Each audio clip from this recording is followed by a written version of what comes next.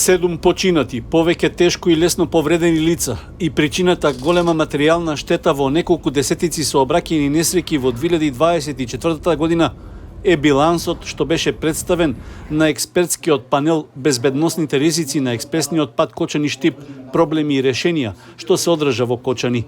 На работната средба, што ја иницираше универзитетскиот професор Јован Шоповски со подршка од општествено одговорната компанија Амфенол Технолоџи Македонија, присуствуваа полициски службеници од одделот за сообраќај на Министерството за внатрешни работи од Скопје, представници од Републичкиот совет за безбедност во сообраќајот на патиштата, експерти и професори од универзитетите во Штип и Скопје, сообраќајни инспектори од регионот и други учесници кои се засегнати од проблемите на новоизградената делница меѓу Кочани и Штип.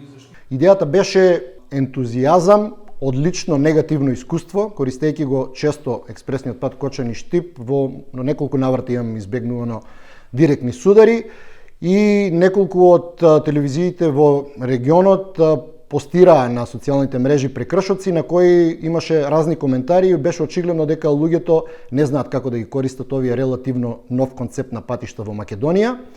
Тоа значи дека често мислеа дека се должни тие што возат пред нив да се поместуваат надесно за тие да поминат и дека ова е автопат па можат да претекнуваат каде сакаат. Сакав да повикам експерти, еве се случи тоа, повикавме експерти пред се универзитетски професори, но и членови на институции, стручни лица од Републички совет за безбедност во сообраќај и од МВР, од Скопје оддел за сообраќај. Им благодарам за тоа.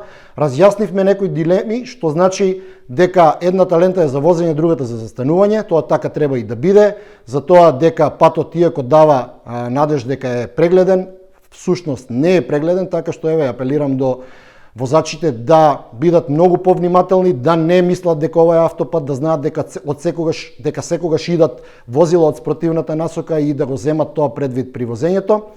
Исто така има и технички недоследности на патот. Се сложивме сите дека имаме проблем Кочани-Штип, дека загинаа премногу луѓе, дека е небезбедна оваа делница и предложија решенија како концептот 2+1 па и 2+2. Од Градежен факултет имавме предлог и колку провизорно би чинело тоа.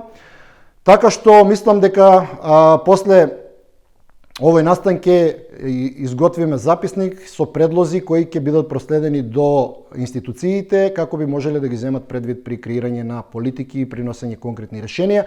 Јас се надевам дека барем милиметар ќе мрднеме кон побезбедна делница со овој настан и дека ќе имаат слух надлежните органи за час поскоро да интервенираат, како што интервенираа на неколку други експресни патишта, дека ќе преземат мерки. Кочани-Штип, на Кочани, посебно во оваа тешка ситуација после трагедијата, му е неопходно тоа да се зголеми безбедноста и еве, ова нека биде јавен апел за тоа. Во дискусиите на експертскиот панел беа истакнати неколку критични точки на кои се случиле најголем број од несреќите во кои имаше и жртви, при што, освен возењето со неприлагодена брзина и непочитувањето на сообраќајната сигнализација, како причини беа наведени и технички недостатоци што треба да се решат што побрзо. При тоа беше наведен проблемот со сообраќајното приклучување кон компанијата Амфенол Технолоџи Македонија во која има над 3000 вработени, како и неколкуте сообраќајни клучки кај населените места кои гравитираат кон експресниот пат. Иако беа поканети на експертскиот панел, немаше представници од јавното претпријатие за државни патишта и од Министерството за транспорт, но организаторите најавија дека заклучоците од расправата ќе им бидат доставени во писмена форма. Делот на кампањата Стави појас. Канал 8 телевизија на вашиот мобилен уред.